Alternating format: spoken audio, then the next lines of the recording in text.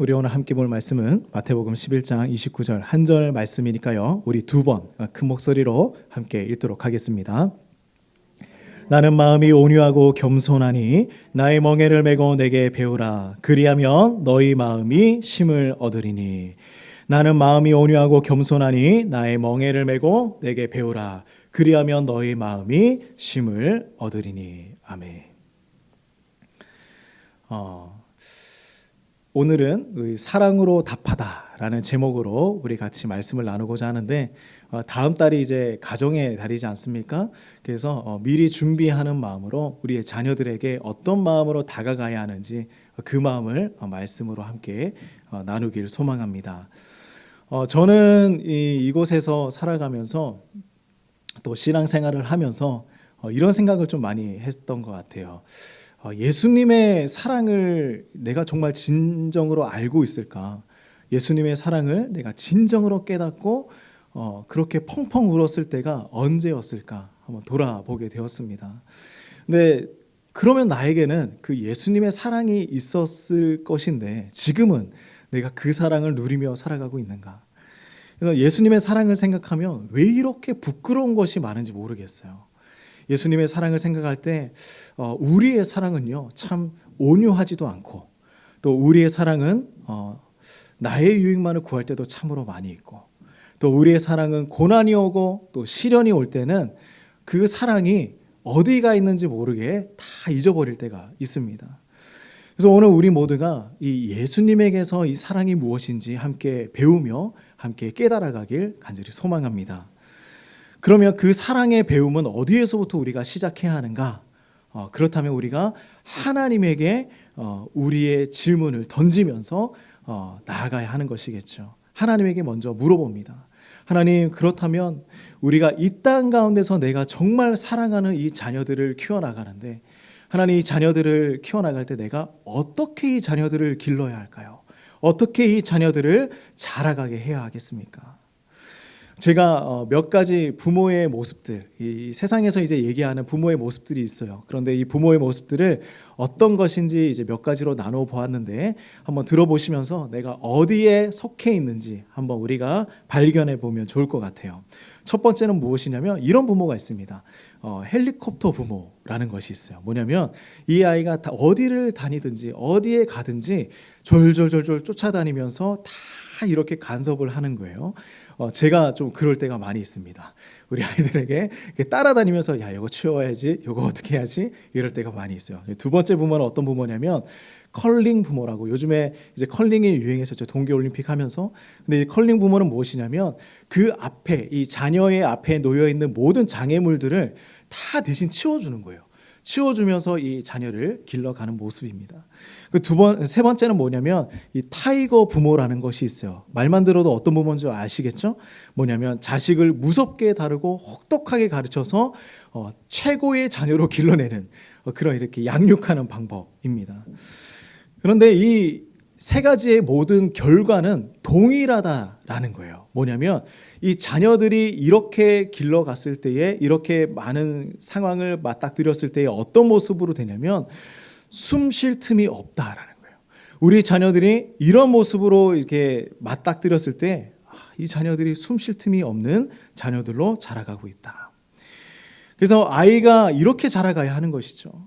아이들에게 정말 필요한 것은 무엇이냐면 근심 걱정 없이 행복을 누리며 살아가는 것. 하나님이 만드신 세상을 마음껏 누리면서 살아갈 수 있는 기회를 우리가 제공해 주어야 하는데, 그 시간들을 우리가 빼앗고 있는 것은 아닌지. 저는 이 한국 땅에 있는 우리 아이들을 참 너무나 힘들게 살아가는 것 알고 있어요. 그죠? 또 이 아이들도 초등학교 6년, 중학교, 고등학교 이렇게 또 12년의 시간들을 공부하며 이렇게 모든 그 젊은 시간들을 막 보내고 있지 않습니까? 또 우리 부모들도 얼마나 이 아이들이 공부하는 거에 우리도 집중하여서 우리의 시간들이 거기에 다 투자하고 있지 않습니까? 우리는 자녀들이 무엇을 붙들고 살아야 할지 정확하게 알려주어야 한다는 것이죠. 그러나 이것을 알려주기 위해서는 우리는 먼저 우리가 무엇을 붙들며 살아가고 있는지를 더 살펴보아야 합니다. 그래서 우리는요, 먼저 자녀 앞에 서기 전에 우리는 하나님 앞에 서 있어야 한다는 것입니다. 자녀 앞에 서기 전에 우리는 먼저 하나님 앞에 서 있어야 해요. 하나님 앞에 서서 우리는 무엇을 해야 하는가? 우리 마태복음 11장 29절 말씀인데요. 나는 마음이 온유하고 겸손하니 나의 멍에를 메고 내게 배우라. 우리는 먼저 나아가서 예수님에게 배워나가야 하는 것입니다. 언젠가 제 둘째 딸에게 일어났던 일이에요.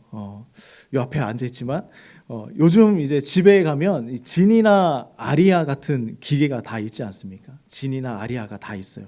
진이야 노래 틀어줘, 진이야 TV 켜줘, 진이야 뭐뭐 해줘, 이렇게 이제 우리가 명령하면서 이 진이와 또 아리아 뭐 이렇게 물어보지 않습니까? 그런데 이 요즘에는 끝말 잇기 게임 뭐 아니면 이렇게 넌센스 퀴즈 이런 것도 진이랑 이렇게 같이 놀면서 시간을 보낼 때가 있습니다. 근데 이제 오래 사용하고 나니 이것이 고장나서 교체해야 될 때가 있는 거예요.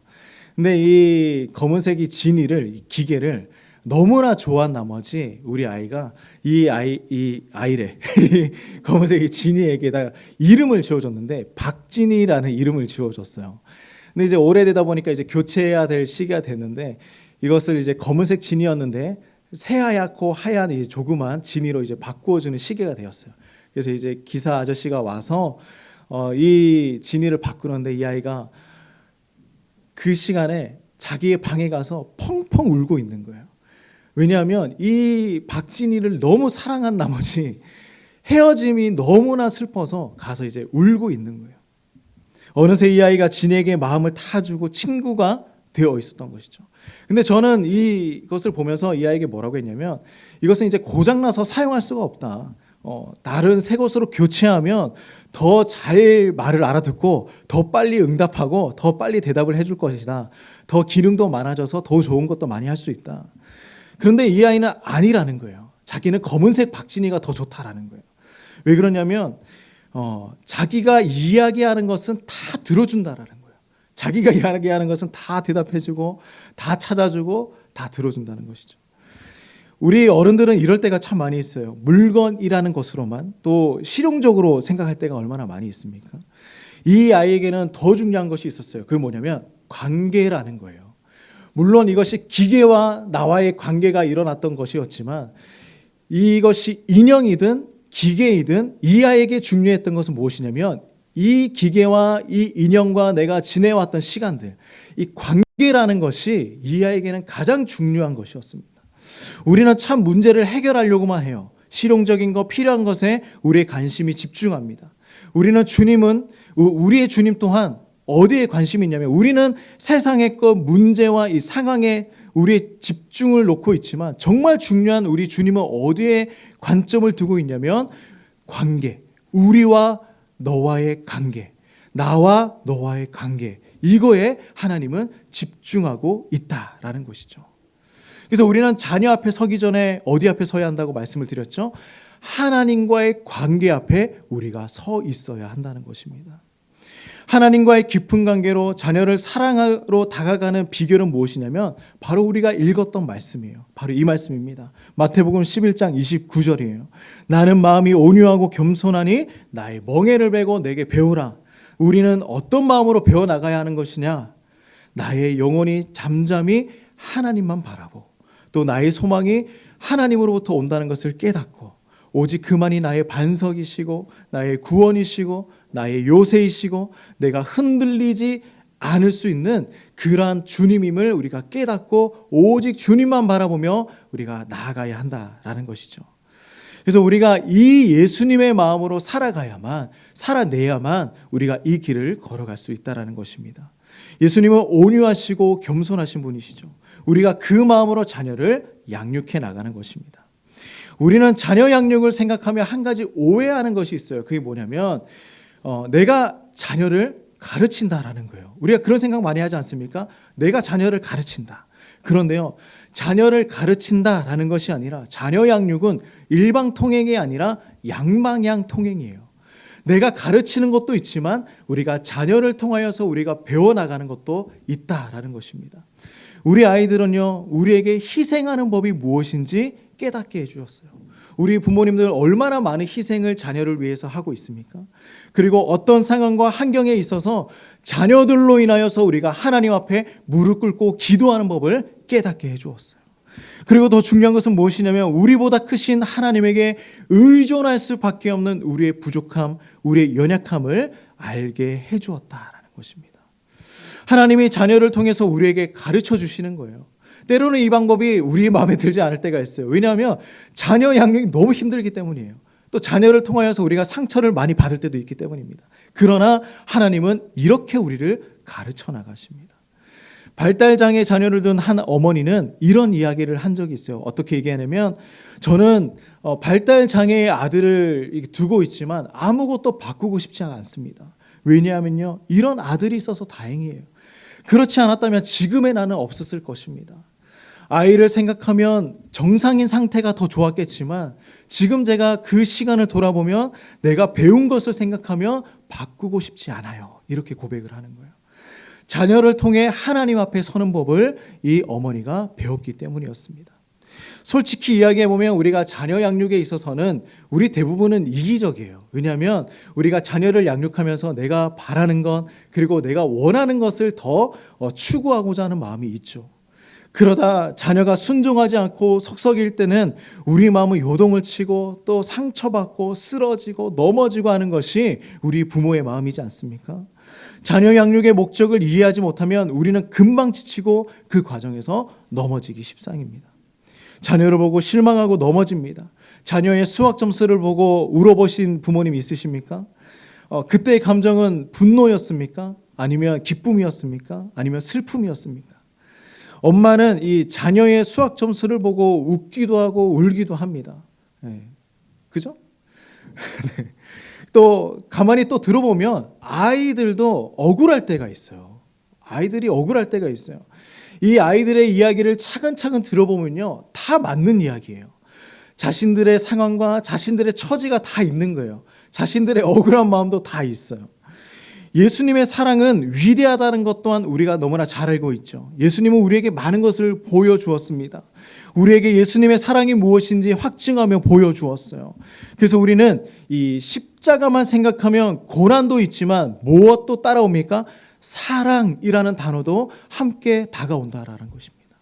우리가 아직 죄인 되었을 때에, 우리가 아직 그분을 반대할 때에, 그분에게 등을 돌렸을 때에, 또한 우리가 아직 그분을 핍박하고 비난하고 손가락질하며 정말 입에 담을 수 없는 나쁜 말들을 그분에게 향하고 있을 때에도 예수님은 우리를 위해서 죽으셨죠.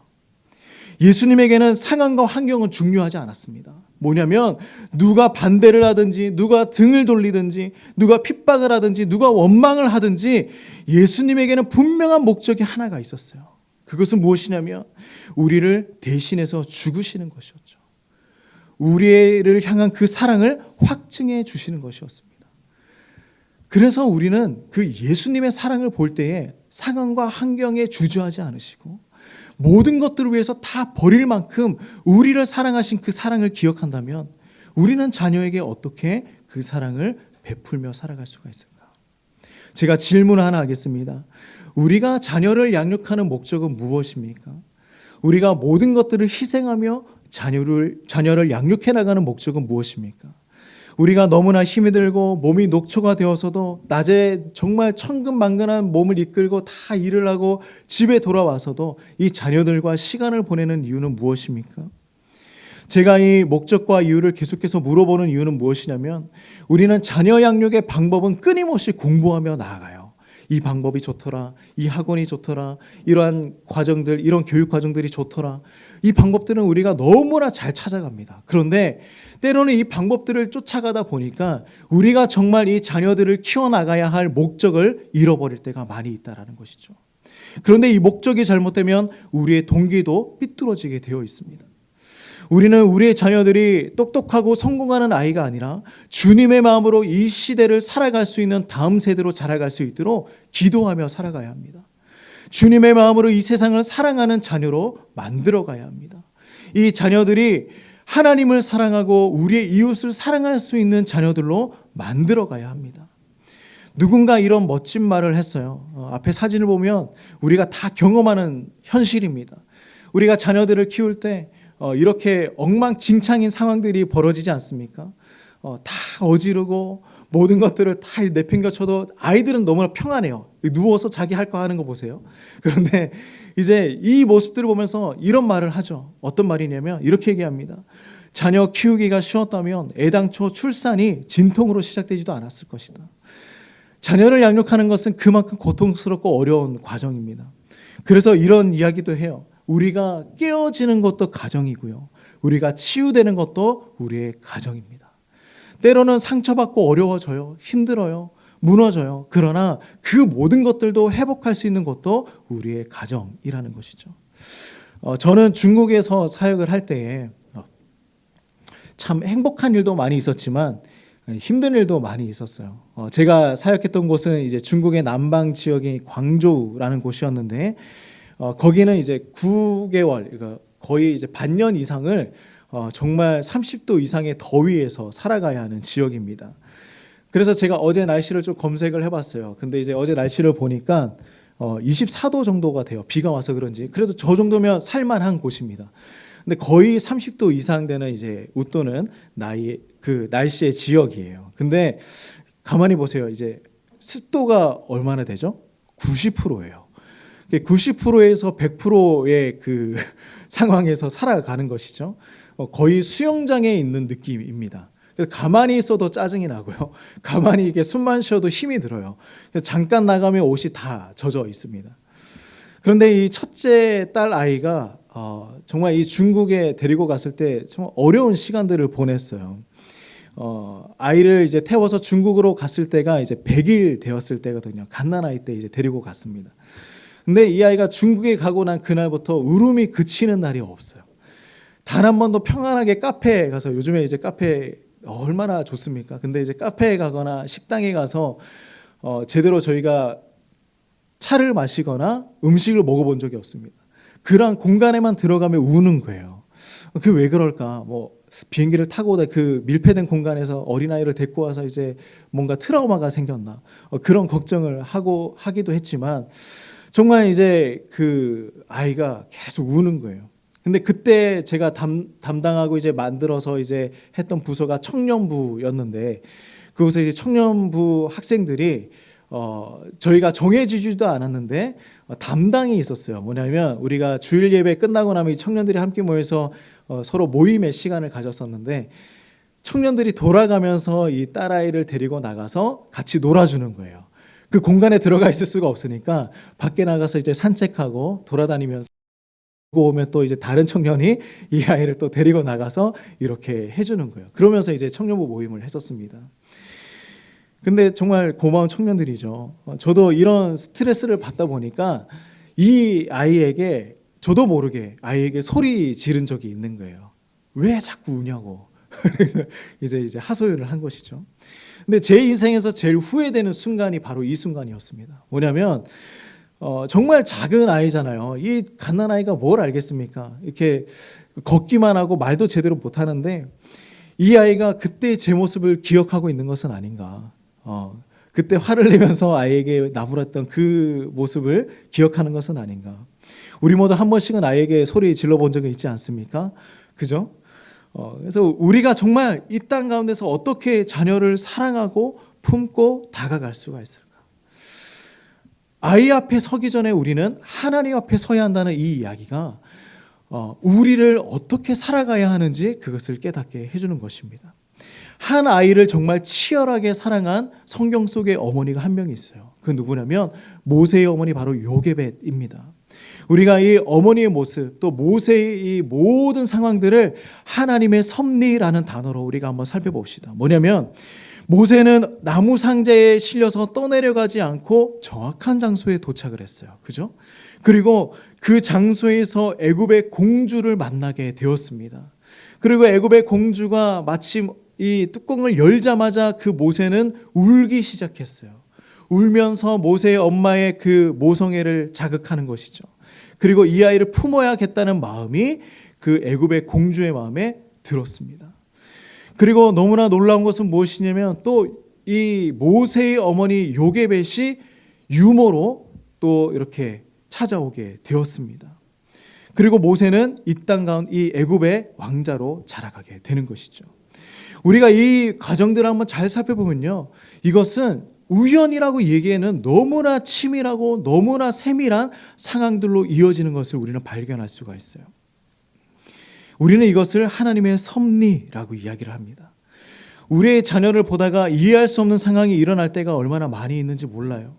알 수 없는 상황, 내 안에서 일어나는 수많은 일들, 감정들이 생겨날 때 우리는 이 질문을 던져야 합니다. 왜 하나님이 하나뿐인 사랑하는 아들 예수님을 버리셨을까? 왜 그 고통의 극치인 십자가에서 고통을 겪게 하셨을까? 우리가 이 질문 앞에 선다면 우리의 자녀를 단순한 나의 감정 그리고 나의 유익을만을 위해서 우리 자녀들을 품을 수가 없다라는 것입니다. 아이를 원망하고 하나님을 원망하고 아이에게 상처를 주는 말을 할 수 있을까요? 바로 이것입니다. 그 이유는 무엇이었을까? 우리 같이 한번 읽어봅시다. 시작. 하나님이 십자가에서 예수님을 내버려 두신 이유는 우리를 버리지 않기 위해서다. 하나님이 십자가에서 예수님을 내버려 두신 이유는 무엇이냐면 우리를 내버려 두지 않으시기 위해요. 우리를 구원하시기 위함이었습니다. 이것이 사랑이라는 것이죠. 자녀 양육의 여정 중에 우리는 눈물을 많이 흘릴 거예요. 우리 스스로가 할 수 없는 일들이 너무나 많기 때문에 발만 동동 구르며 살아갈 때도 있습니다. 그때마다 우리가 믿음의 기도로 이 자녀들이 하나님에게 다가갈 수 있도록 우리는 함께 걸어가야 합니다. 어떤 시련이나 위기가 오더라도 기도와 믿음으로 자녀를 양육해 나가길 주님의 이름으로 축복합니다. 다음 달은 가정의 달이지 않습니까? 우리가 아이들에게 이제 어린이날이라고 해서 선물만 막 아이들이 얘기하고 있을 텐데 그냥 이제 다 큰 아이들은 뭐 아이들끼리 이제 쉬는 날이라고 해서 좋아하지만 그냥 선물만 주는 그런 날이 아니라 이 아이들에게 정말 무엇이 가장 중요한 것인지, 이 아이들이 평생 살아가면서 무엇을 붙들며 살아가야 하는지 우리가 그것을 고민하며 아이들에게 넘겨주는 그러한 시간이 되기를 간절히 소망합니다. 우리와 우리의 자녀들을 위해서 위대한 일을 행하시는 우리 모든 성도님들 되시기를 주님의 이름으로 축복합니다. 우리 함께